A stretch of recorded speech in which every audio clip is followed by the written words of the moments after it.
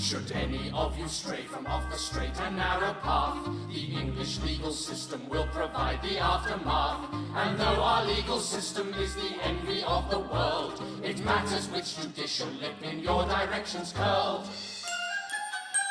Whatever you have done, do not appear before a jury. They are people just like you, so they will not believe your story. And as for judges who would trust a fellow who delights in jailing vermin, wearing ermine and a curly wig and tights, a curly wig and silk tights. Though if you're forced to feel the law's full weight, be sure when you're before the law, you get a magistrate.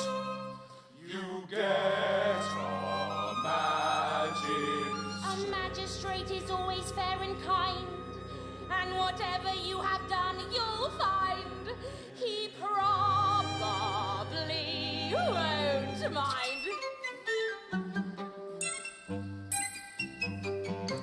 A magistrate, a friendly, gentle magistrate, much purer than your juror or the Lord I advocate.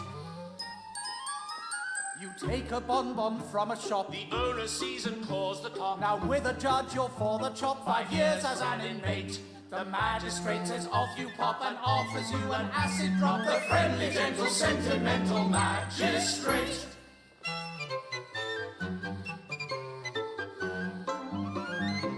A magistrate, a friendly, gentle magistrate. Official yet judicial, pure compassion on a plate. One night you have too many beers and try to fight 3 Fusiliers. Your pleading moves the bench to tears. I don't exaggerate, but while a judge would give you years, a magistrate just murmurs cheers. The friendly, gentle, sentimental magistrate.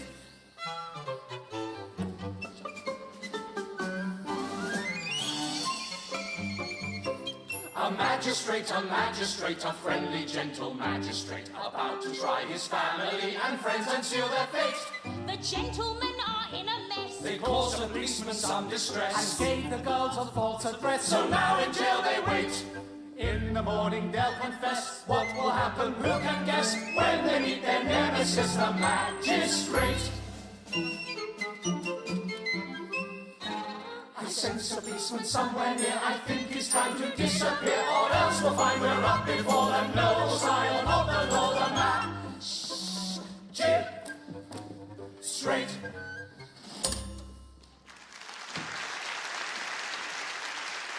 Morning, lad. Morning, Mr. Wormington. Ah, Mr. Poskett, not arrived yet? Not yet, sir. Hello. Raid on a West End hotel at an early hour this morning. Yes, I read that case of assault upon the police. Why, these must be the folks who've been so precious rampageous all night. Very likely. Yes, sir. Protesting and protesting till they protested everybody's sleep away. Nice-looking women, too. Though, as I tell Mrs. Lugg, nowadays, there's no telling who's the lady and who isn't. Who's got this job, sir? You expect to mess it up. Mess it, sir? Well, that's luck. Why, he's the worst elocutionist in the force, sir. Well, excuse me, Mr. Wormington, but in all the years I've had the honour of knowing you, sir, I never seen you wear a necktie with a, so to speak, a dash of colour in it. Well, no, that's true. But today is an exceptional occasion with me. It is, in fact, the 25th anniversary of my marriage. And I thought it due to Mrs. Worthington to vary in some slight degree the sombreness of my attire. I confess I am a little uneasy, in case Mr. Poskett should consider it at all disrespectful to the court. Oh, not he, sir. Well, I don't know. Mr. Poskett is punctiliousness itself in dress, and his cravat's invariably black. However, it is not every man who has a silver wedding date. It's not every man who wants one, sir.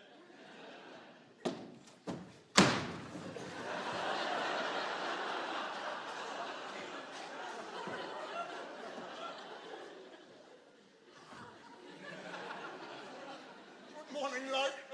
Good morning to you, sir. regretting the liberty I'm taking, sir. I've seen you look more strong and hearty. I'm fairly well, thank you, Lug. My night was rather disturbed. Lug. Sir? Have there been any inquiries about me this morning? Any messenger from Mrs. Poskett, for instance, to ask how I am? No, sir. Oh. My child, my stepson, young Mr. Farrington, has not called, has he? No, sir. Where can that boy be? Thank you, that's all. Nasty cut while shaving, sir. Oh, where can that boy have got to? If I could only remember how, when, and where we parted. I think it was at Kilburn. Let me think. First, the kitchen! Oh. Sis was all right because I fell underneath. Well, I felt it was my duty to do so. But then what occurred? A dark room, redolent of onions and cabbages and paraffin oil, and Sis dragging me over the stone floor saying, "We're in the scullery, Gov. Let's try and find the tradesman's door." Next. The night air. How refreshing. Sis, my boy, we will both learn a lesson from tonight. Never deceive. Where are we? Argyle Street. Oh, look out, Dove! They're after us! Then, as Sis remarked as we were getting over the railings at Portman Square, then the fun began. We over into the square, they after us, over again into Baker Street, down Baker Street. Curious recollections whilst running of my first visit as a happy child to Madame Two Swords.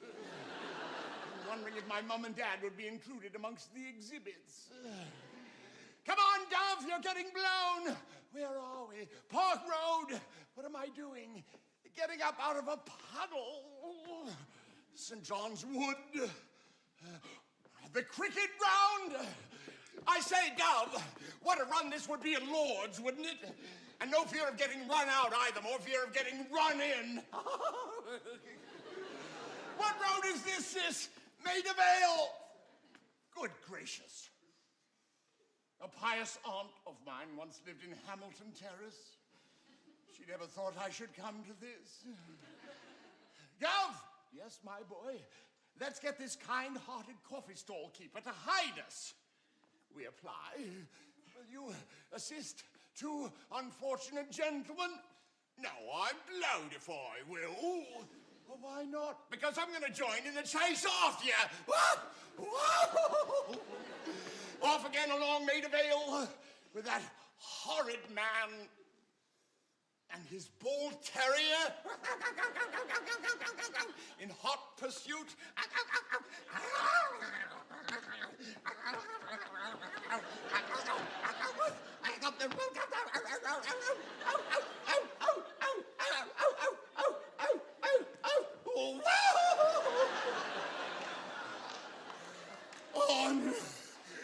On. Heaven knows how or where. Until at last, no sound of pursuit, no Sis, no breath, and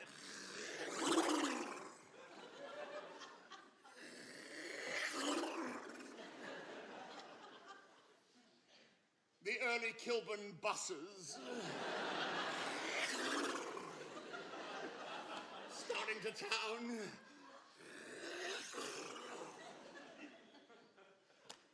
And then, after 4 long miles on foot, in the cold, and the rain, and the dark, I came back again. Not much too soon for the court. Oh, how shockingly awful I look. And how stiff and sore I feel. Oh, what a weak, double-faced creature. To be a magistrate. Where's the soap?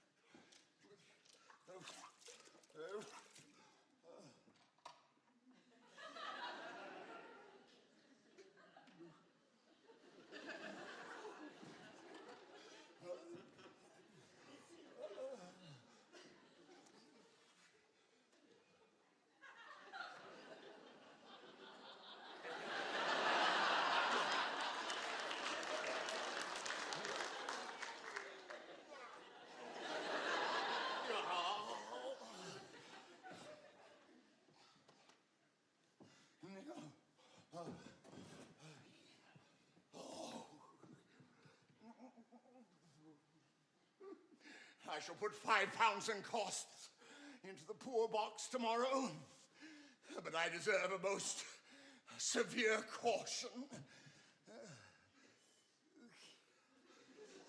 Perhaps I shall get that from Agatha.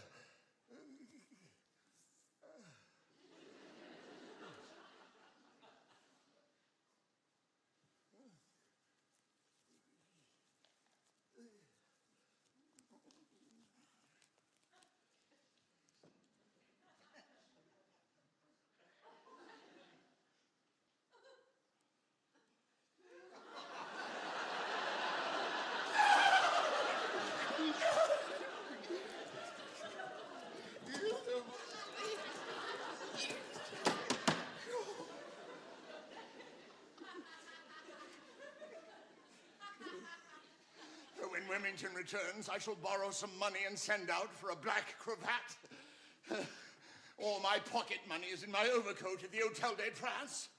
If the police seize it, there is some consolation in knowing that that money will never be returned to me.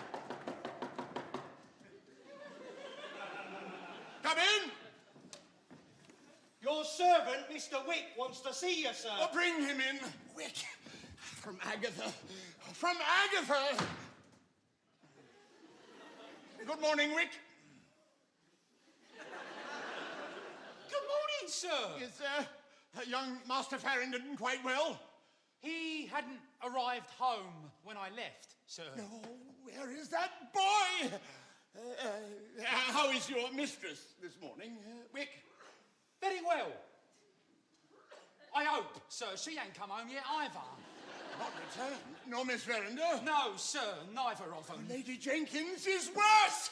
They are still nursing her. Good women, true women! That's eased his deceiving old mind. Now, if the servants don't betray me, and Sis returns safely, the worst is over! Cook thought you ought to know that the mistress hadn't come home, sir. Certainly. Take a cab at once to Campden Hill and bring me back word how Lady Jenkins is. Tell Mrs. Poskett that I shall come on the moment the court rises. Yes, sir. And, Wick, it is, not at all necessary that Mrs. Poskett know of my absence with Master Farrington from home last night. Mrs. Poskett's present anxieties are more than sufficient. And inform Cook and Popham and the other servants that I shall recognize their discretion in much the same spirit I've already displayed towards you. Thank you, sir. I will. Meanwhile, sir, I thought you would like to count up the little present of money you gave me last night. And in case you thought you'd been over-liberal, sir, you might halve the amount. Well, it isn't no good spoiling us all, sir. You are an excellent servant, Wick. I'm very pleased. I will see you when you return from Lady Jenkins. Be quick. Yes, sir. He won't give me tuppence again in a hurry. Oh, Lug, I want you to go to the nearest hosier's and purchase me a neat cravat. A necktie, sir?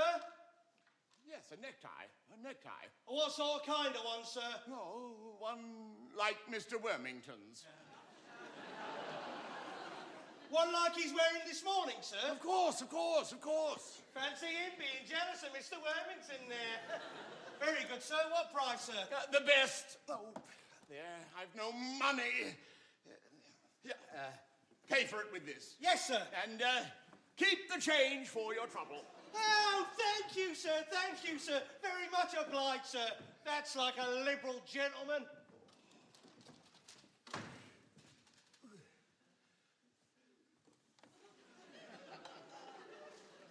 Oh, forgive me, Mrs. Wormington. The courtroom is no place for shameless display. Good morning. Oh, good morning, Wormington. The charge sheet. Thank you. Sit down. My nose is extremely painful. You have a bad cold, I'm afraid, Wormington. Bronchial. Well, you may have noticed how very chilly the nights are. Oh, very, very. The only way to maintain the circulation is to run as fast as one can. To run as fast as one can. Yes, quite so. How very extraordinary! He is wearing no cravat whatever. Anything important this morning? Nothing particular after the first charge. A serious business arising out of the raid on the Hotel des Princes. Hotel des Princes? Inspector Messiter found 6 persons supping there at 1 o'clock this morning. 2 contrived to escape. Dear me! I mean, did they? The remaining 4, it was found necessary to take into custody. Good gracious, what a good job the other 2 didn't wait. Aye? Huh? I beg your pardon, you say we have 4? Yes, on the charge of obstructing the police. The first assault occurred in the supper room. The second in the 4-wheeled cab on the way to the station.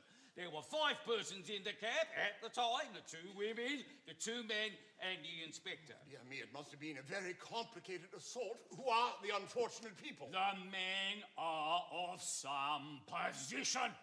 Alexander Lukin, Colonel. Lukin? I know Colonel Lukin. We are old schoolfellows. Oh, very sad. The other is Horace, etc., Vale, Captain, Shropshire Fusiliers. And the ladies? Call themselves Alice Emmeline Fitzgerald and Harriet McNamara. Which was the lady under the table with me. Their demeanour is generally violent and unsatisfactory. Irish women can be very wild, sir. Who bit me, Alice or Harriet? I mention this case because it seems to be one calling for most stringent measures. Wouldn't a fine and perhaps a severe warning from the bench to the 2 persons who have got away. Look, Mr. Poskett, consider not only defying the licensing laws, but obstructing the police. No, that's true. It is hard when the police are doing anything that they should be obstructed. Your necktie, sir. Hush. Then he came without one. Dear me. As near like Mr. Wormington's as possible. Brighter, if anything. Good gracious, what a horrible affair. According to my information, like Mr. Wormington. Mr. Wormington would never be seen in such an abominable colour. Really, I am extremely sorry. My dear Wormington. I happen to be wearing something similar the first time for 25 years. Oh, I beg your pardon. Oh, everything seems against me. 1 shilling and 9pence it come to, sir. And I brought back all the money you give me, thinking you'd like to look over it quietly. Really, sir, I never showed up smaller in any shop in all my life. Oh, upon my word, first one, then another. What is wrong with this money? Tuppence. That man Wick will tell all to Agatha. Oh, everything is against me. Self number 3. Dear Poskett, for the love of goodness, see me before the sitting of the court. Alexander Lukin. Oh, poor dear Lukin. What shall I do? Such a course would be most unusual. Everything's unusual. Your cravat is unusual. This prisoner is invited to my house today. That's peculiar. He is my wife's first husband's only child's godfather. That's a little out of the ordinary. The charge is so serious. But I am a man as well as a magistrate. Advise me, Wormington, advise me. Well, you can apply to yourself for permission to grant Colonel Lukin's request. I will. I will.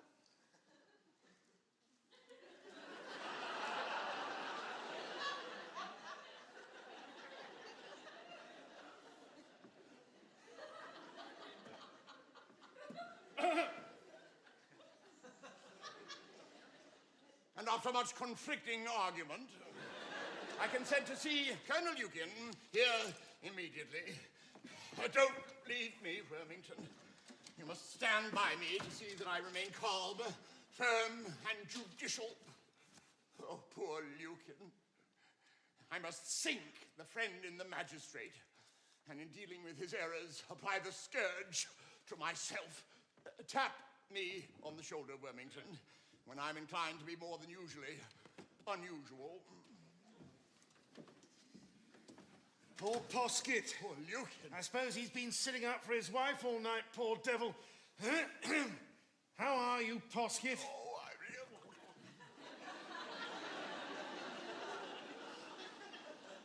I regret to find you in this terrible position, Colonel Lukin. By George, old fellow, I regret to find myself in it. I suppose we're in the Times confirmed him? I don't think he should be. Sergeant, I think Colonel Lukin may be accommodated with a chair. He's in it, sir. Oh, beg your pardon, forgot where I was. I suppose everything must be formal in this confounded place. I'm afraid, Colonel Lukin, it will be necessary even here to preserve strictly our unfortunate relative positions. Sit down. Colonel Lukin, in addressing you now, I am speaking not as a man, but as an instrument of the law. As a man, I may or may not be a weak, vicious, despicable creature. Certainly, of course. But as a magistrate, I am bound to say you filled me with pain and astonishment. Quite right, every man to his trade. Go on, Poskett. Alexander Lukin, when I look at you, when I look at you, I know. I say, when I look at you, Alexander Lukin, I confront a most mournful spectacle. A military officer, trained in the ways of discipline and smartness, now, in consequence of his own misdoings, lamentably bruised and battered, shamefully disfigured by sticking plaster, with his apparel soiled and damaged, all terrible evidence of a conflict with that power of which I am the representative. Well, Poskett, if it comes to that, when I look at you, oh, confound my nose. When I look at you, you're not a very imposing object this morning. You look quite as shaky as I do, and you're not quite innocent of sticking plaster. Really? But as for our attire, we neither of us look as if we'd slipped out of a bandbox. Don't pray respect my legal status. Thank you, Wormington. Alexander Lukin, I have spoken. It remains for you to state your motive in seeking this painful interview. Certainly. You know, of course, that I am not alone in this affair. 3 persons appear to have been charged with you. Now, 2 others got away. Cowards. If ever I find them, I'll destroy them. Lukin. I will.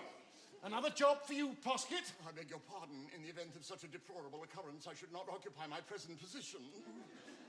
Go on, sir.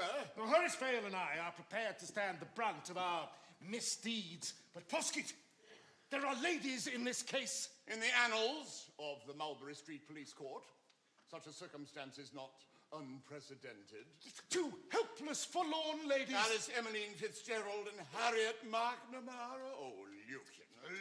Oh, pooh, I ask for no favour for myself or Vale, but I come to you, Poskett, to beg you to use your power to release these 2 ladies without a moment's delay. Oh, my word, Lukin, do you think I am to be undermined? Undermine that devil, sir. Don't talk to me. Let these ladies go, I say. Don't bring them into court. Don't see their faces. Don't hear their voices. If you do, you'll regret it. Lukin. Poskett, Do you know that one of these ladies is a married lady? Of course I don't, sir. I blush to hear it.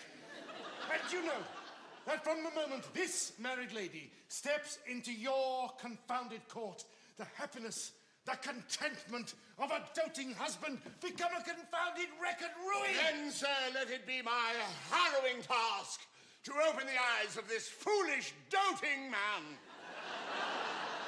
to the treachery, the perfidy which nestles upon his very hearth rug. Oh, Lord, be careful, Poskett, by George, be careful. Alexander Lucan, you are my friend. Amongst the personal property taken from you when you entered these precincts may have been found a memorandum of engagement to dine at my house tonight at 7:45. But Lucan, I solemnly prepare you. You stand in danger of being late for dinner.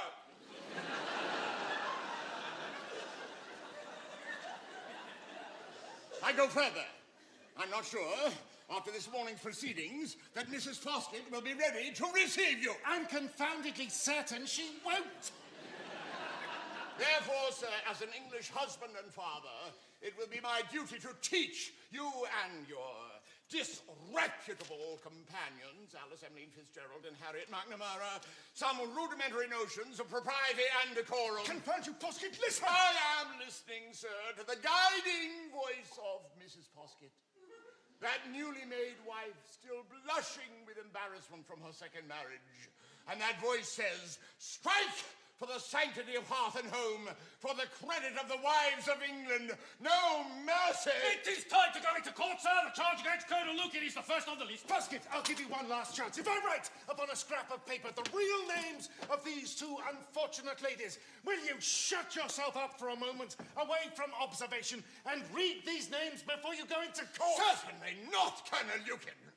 I cannot be influenced by private information in dealing with an offense which is, in my opinion, as black as my cravat.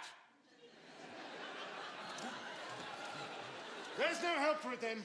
Poskett, you must hear the plain truth where you stand, by George. The two ladies who are my companions in this affair are... Sergeant, Colonel Lucan will now join his party. What's up? What? Lucan, I think we both have engagement this morning. Will you excuse me? Poskett, you have gone too far. If you went down on your knees, which you appear to have been recently doing, and begged the names of these two ladies, you shouldn't have them. No, sir, by George, you shouldn't. Good morning, Colonel Lucan. You've lectured me, pooh-poohed me, snubbed me. A soldier, sir, a soldier. But when I think of your dinner party tonight, with my empty chair, like Banquo, by George, sir. And the chief course, composed of a well-browned, well-basted family skeleton, served up under the best silver cover, I pity you, Poskett. Get me! Oh, thank goodness that ordeal is past. And now, Wormington, I think I'm ready to face the duties of the day. Shall we go into court? Certainly, sir. My breakfast. I hope I defended the Englishman's hearth, Wormington. You did indeed. As a married man, I thank you. Give me your arm, Wormington. I'm not very well this morning, and this interview with Colonel Lucan has shaken me. I think your coat collar is turned up, Wormington. So is yours, I fancy, sir. Excuse me, sir! Hush! Mr. Poskett, he's just going into court! Lady Jenkins has sent me back to tell you that she hasn't seen the missus for the last week or more. Mrs. Poskett went to Campden Hill with Miss Verinder last night. I haven't arrived there, sir. Haven't arrived? No, sir. And even a slow four-wheeler won't account for that. Wormington, there's something wrong. Mrs. Poskett quitted a fairly happy home last night and has not been seen or heard of since. Pray, don't be anxious, sir. The court is waiting. But I am anxious. Tell Sergeant Blood to look over the accident book, morning's hospital returns, list of missing children, suspicious pledges, people left chargeable to the parish, lost dogs, attend to your window fastenings. Wormington, Mrs. Poskett and I disagreed last night. Oh, don't think of it, sir. You shall hear me and Mrs. Wormington. Pray do come into court. Court, I've been totally unfit for business. Totally unfit for business. We got charge one in the top, all four of them. Hello, you back again? Yes, seems so. You seem warm. Well, you don't seem so cool. Well, I've been looking after two ladies. Yeah, so have I. I haven't found them. Well, if I'd known, I'd have been pleased to lend you air to. Lord, what's that? That is air to. Don't notice them, they're hystericals. They're mild now to what they have been. I say, old fella, is your governor all right in his head? Yeah, I suppose so. Why? I've a particular reason for asking. Does he ever tell you to buy him anything and keep the change? What do you mean? Do you ever get any tips? Ooh, rather. What do you think he made me a present of last night? Dunno. Tuppence. To buy a new umbrella. Well, I'm blessed. And he gave me the same sum to buy him a silk necktie. It's my opinion he's got a softening of the brain. Hello, what's wrong? Here, I told you so. He's broken out. He's broken out. Who's broken out? The lunatic. Keep back. I'm wanted. Look at the governor waving his arms and going on anyhow at the prisoners. Prisoners? Precious goodness! It's the missus! Remington, the two ladies! The two ladies! I know them! All right, sir, it's all right. Don't be upset, sir. I'm not well. What shall I do? Nothing further, sir. What you have done is quite in fault. What I have done? Yes, sir. You did precisely what I suggested. Took the words from me. They pleaded guilty. Guilty? Yes, sir. And you sentenced them. Sentence them? The ladies? Yes, sir. You've given them 7 days without the option of a fine. No.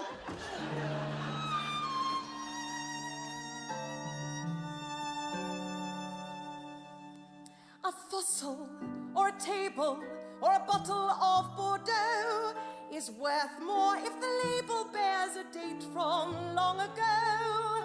But if you are a woman like me and you, sadly the reverse is all too true. We must make sure that our age remains a mystery. Men want us for biology, not history. A woman has so little, she cannot join the forces, or go up to the varsity, or ride astride on horses. She cannot stand for parliament, or earn an equal wage. A woman's only power is the mystery of her age.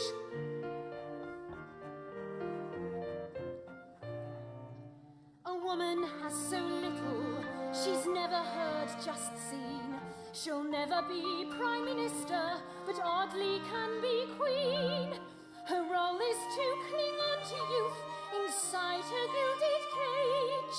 A woman's only power is the mystery of her age. The mystery of the age, the mystery of the age, the mystery. Oh, women of the mystery of the age. A woman who is 36 may pass for 31. A man may then propose who might not otherwise have done.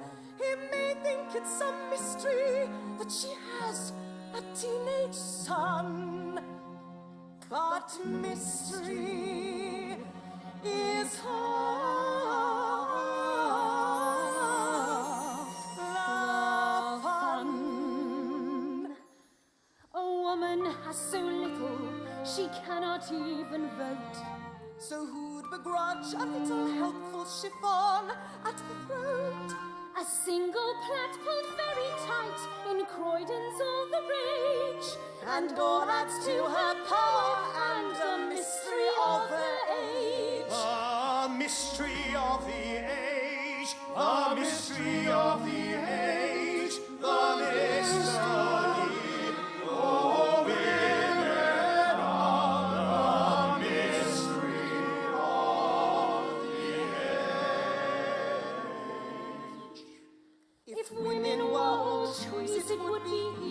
prettier by far.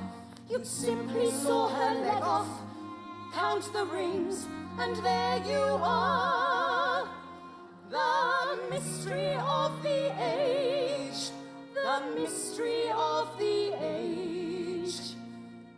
Women are the mystery, the mystery of the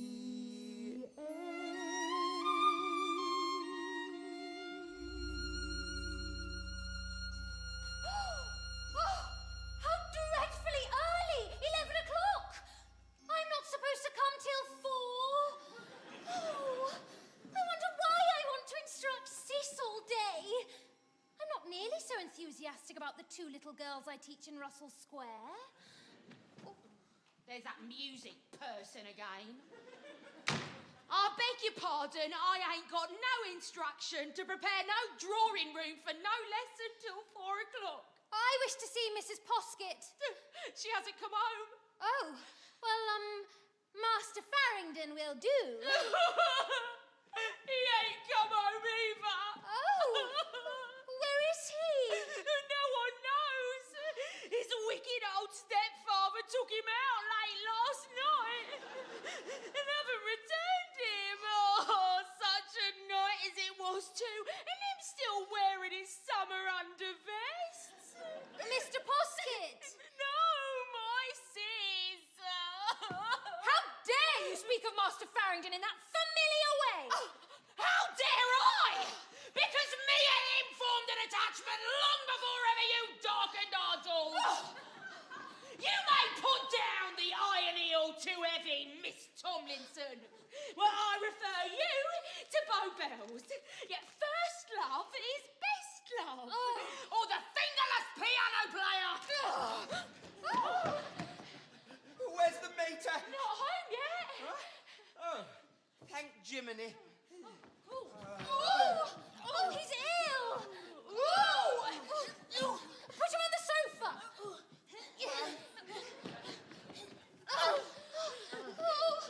What is it, sis dear? Tell Beatty. Well, I'm sure. Who's given you raisins and ketchup from the store cupboard? Oh, come back to Emma. Put his legs up! Oh, I wish you 2 girls would leave off. Speaking! He's hungry. He hasn't had any breakfast. Hungry? I thought he looked thin. Wait a minute, dear. Emma Popham knows what her boy fancies. Oh, Beatty, hold my head while I ask you something. Yes, darling. No lady would marry a gentleman who had been a convict, would she? No, certainly not. Oh, I thought not. Well, Beatty, I've been run after by a policeman. Oh! Not caught, you know, only run after. And walking home from Hendon this morning, I came to the conclusion that I ought to settle down in life. Beatty, could I write a paper promising to marry you when I'm 21? Don't be a silly boy. Of course you could. Oh, that I shall. And if ever I feel inclined to have a spree, I shall say to myself, Sis Farringdon, if ever you get locked up, you'll lose the most beautiful girl in the world. Oh, and so you will. You won't think so much of her now. This breakfast is my triumph.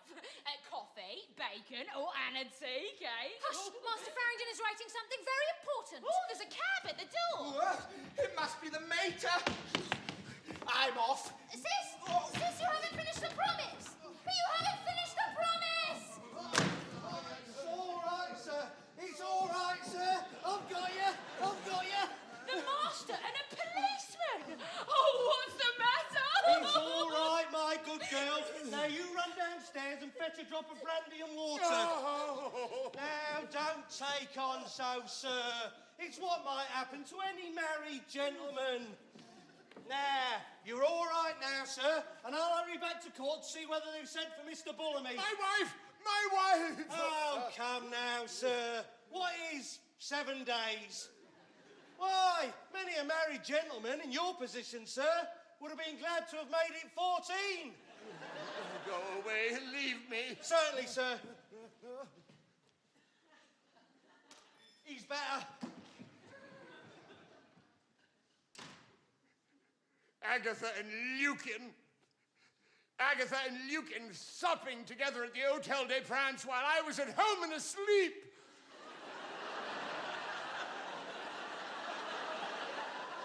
While I ought to have been home and asleep. It's awful. Hello, Gov. Sis! Where did you fetch, Gov? Where did I fetch? You wicked boy! I fetched Kilburn! And I'll fetch you a sound whipping when I recover my composure. What for? For leading me astray, sir. Yours is the first bad companionship I've ever formed. Evil communication with you, sir, has corrupted me.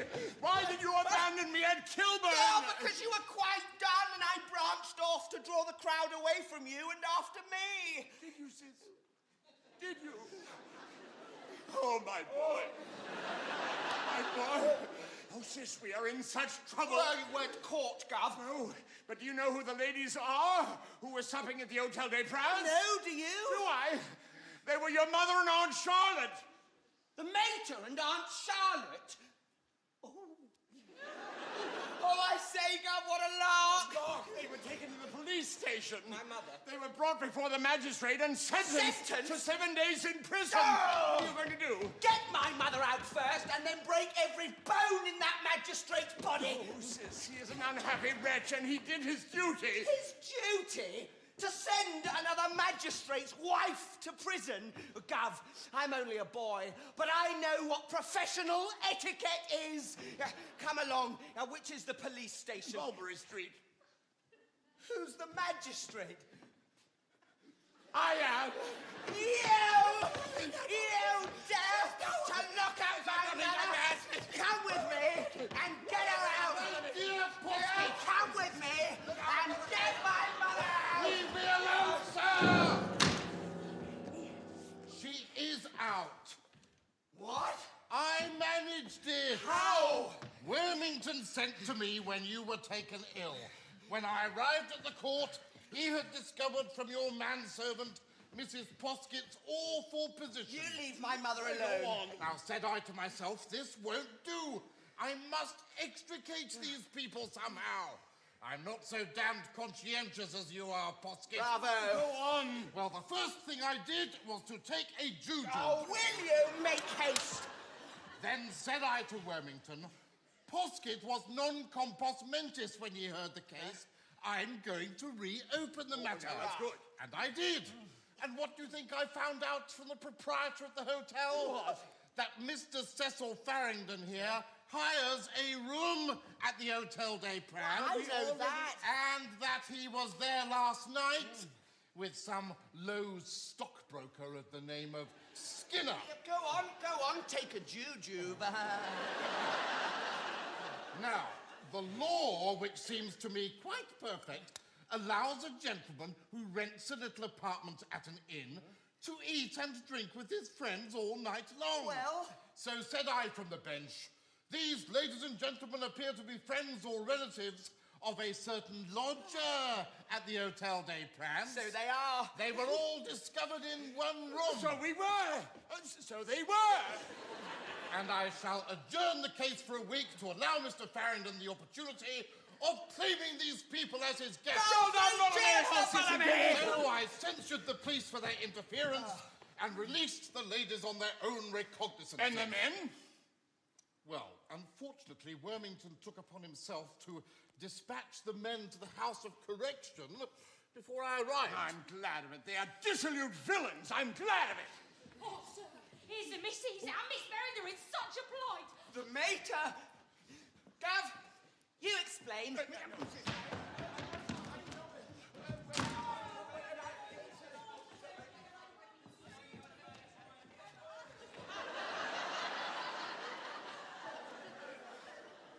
My dear ladies, Reserva!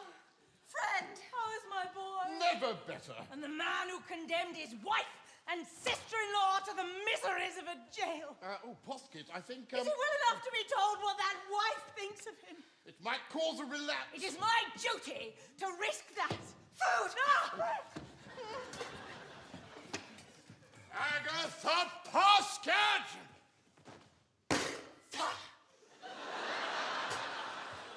There's going to be an explanation.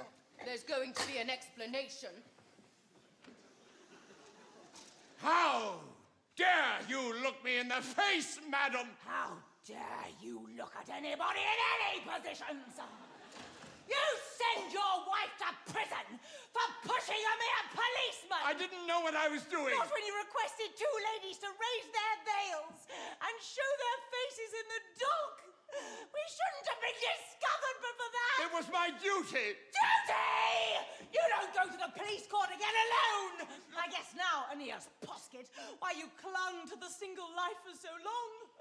You liked it. Oh, I wish I had. Why didn't you marry till you were 50? Perhaps I hadn't met a widow, madam. Paltry excuse. You revelled in dissolute bachelorhood. Ha! Whist every evening. You can't play whist alone. You're an expert at hiding, too. If I were, I should thrash your boy. When you wished to conceal yourself last night, you selected a table with a lady under it. Did you bite me or Charlotte? I did! Charlotte's a single girl. I fancy, madam, you found my conduct under that table perfectly respectful. I don't know.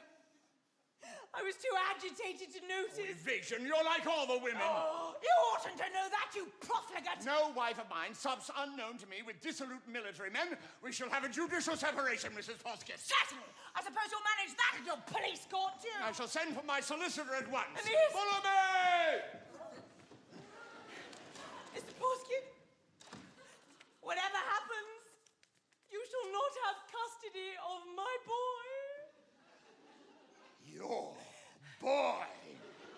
I take charge of him. Agatha Poskett, he has been my evil genius. He has made me a gambler at an atrocious game called Beelzebub. He has tortured my mind with abstruse speculations concerning silicon and butterscotch for the St. Ledger. He has caused me to cower before servants and fly before the police. My sis. Hello, mater. Got back. You wicked boy. You dare to have apartments at the Hotel de France. Yes, and it was to put a stop to that which induced me to go to Meek Street last night. A child, a mere infant, cavorting amongst oysters and burgundy and who knows what other vices. Oh, Lord! How could you, sis? How could you behave in such a way? What have I done? Don't be angry, mater. Those rooms of mine have got you quite out of your difficulties. Not quite, I'm afraid. Not at all, in fact. Oh, heavens! What is it, Willoughby? Forgive me, Poskett, forgive me. What are you saying? I thought my outstretched hand was lifting you clear of grief, not condemning you to a deeper abyss. Oh, for heaven's sake, man, make sense! The law allows a gentleman with his own rooms to entertain guests after hours. A gentleman. But a boy! Merciful heavens! The child's natural sophistication made me quite forget the tenderness of his years. I've often remarked on it before. He's so very advanced for his age. Oh, Lord. And now I have adjourned the case to await his testimony. Yeah, but I will testify. Of course I will. What? To the authorship of a Saturnalia? And you, a child? How will that play in the dock, do you suppose? For you or for your unfortunate guardians? This is beyond bearing. It is a public scandal, sir. Enough, Willoughby! I know what I must do. Steady on, Gov. Don't do anything rash. My mind is made up. Poskett, please. Sons should bury fathers. Isn't that the legend? I am taking full responsibility for this escapade. I am falling on my sword. Poskett, no! But you'll be ruined. I was the adult. I was the responsible party. Poskett, I beg you! I shall bear the penalty and the shame. Listen! Let me You'll go! be confined, sir. I will. And believe me, after the entertainments of the past 24 hours, a small, quiet cell in Newgate will be like the Garden of Gethsemane. Poskett, stop it! I'm speaking in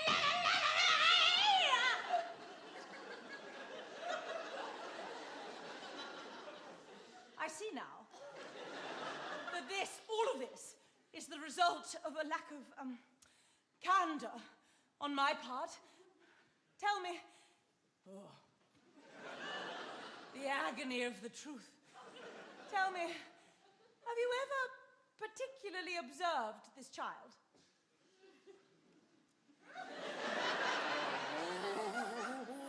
Has it ever struck you that he is a little forward? Sometimes. You are wrong. He is awfully backward. Aeneas, men always think they're marrying angels, and women would be angels if they didn't have to grow old. That warps their dispositions. I have deceived you, Aeneas. Oh, Lucan! No, you misunderstand. Lucan was the boy's godfather in 1866. 1866? 1866? 1866. Don't insist on it. When you proposed to me at the Pantheon at Spa, you particularly remarked, Mrs. Farrington, I love you for yourself alone. I know I did. Those were terrible words to address to a widow with a son of 19. 1866. Don't insist. Those words tempted me. And as I glanced at my face in the neighboring mirror, I said, Aeneas is 50. Why should I, a mere woman, compete with him on the question of age? He has already the advantage. I will be generous. I will add to it. I led you to believe I had been married only 15 years ago. I deceived you and my boy as to his real age. And I told you I was but 1 and 30. It wasn't the truth? No! I merely lacked women's commonest faults. Exaggeration. But Lucan... knows the real facts. I went to him last night to beg him not to disturb an arrangement that brought happiness to all parties. Agatha. Well, look! In place of a wayward, troublesome child, I present you with a young man old enough to bring joy, comfort, and support. I say, mater, this is a frightful sell for a fellow. Get your room, sir. I always knew there was something wrong with me. By Jupiter, no wonder I was swelling with agitation.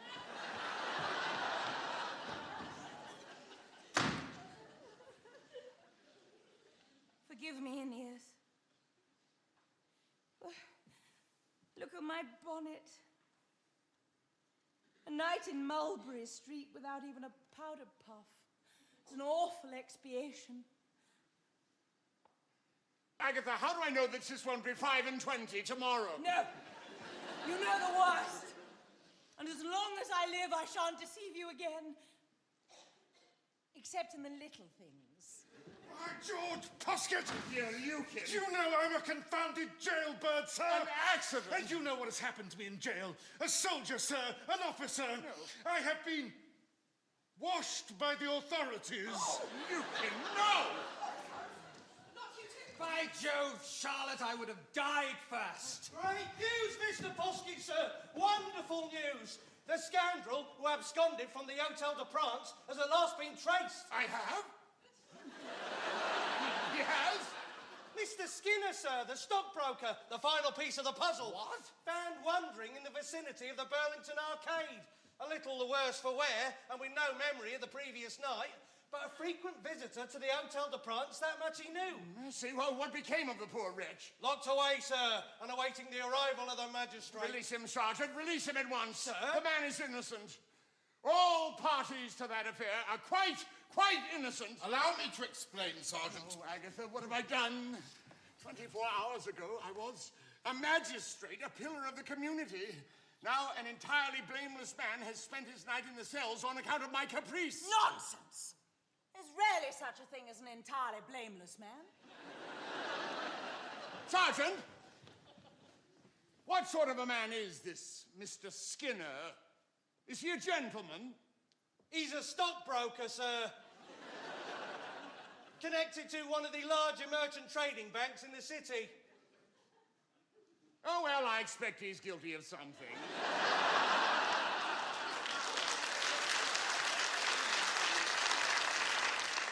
What a dear, wise creature. creature you are, Agatha.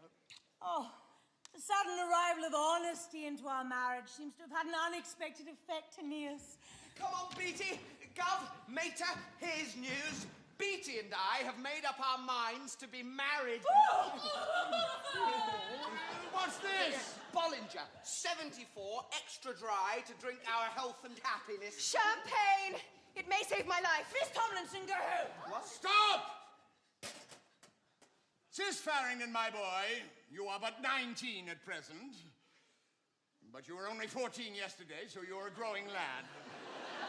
On the day you marry and start for Canada, I will give you £1,000. Oh, we'll be married directly. Never was it truer said by Jove. The boy is father to the man. Father to the man. My boy, my little child. Dignity, Agatha, dignity and sacrifice. He is now a grown-up adult. Oh, I am, Gov. By Jiminy, sir, I am. Now, try to be brave. After all, a grown-up man of 19 has no place at his mother's side now, does he? You are right, of course, my dear. And perhaps a grown-up son is easier for a woman to bear when he lives in another continent. Right, sir. Particularly when the woman in question has never looked her age. Oh, Aeneas. My dearest one.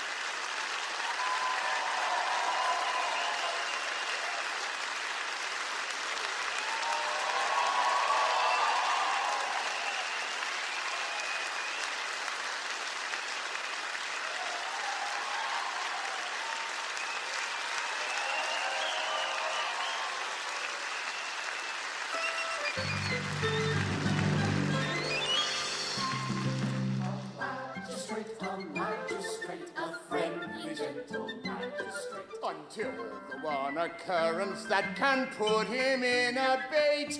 If somebody he counts a friend should accidentally offend, it tends to send him round the bend. He cannot concentrate. So when his wife stands in the dock, he jails her in a state of shock. The fallen, gentle, frankly mental magistrate. A magistrate is meant to be a model of sobriety and not make all his family the cause of notoriety. He mustn't go out after hours to places of iniquity, invited by a boy of rather dubious antiquity. He mustn't go out after hours to places of iniquity, invited by a boy of rather dubious antiquity. He has to be a paragon, a pillar of judiciary, and never be discovered eating deviled bits of fishery. He's not supposed to live a life erratic and irrational and end up being pilloried in farces at the National. He's not supposed to live a life erratic and irrational and end up being pilloried in farces at the National.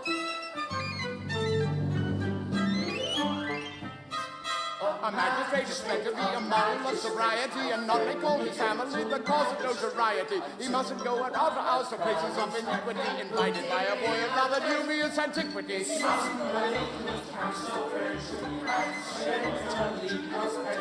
has to be a paragon, a pillar of judiciary, and never be discovered eating devil bits of fishery. He's not supposed to live a life erratic and irrational, and end up being pilloried in classes at the National.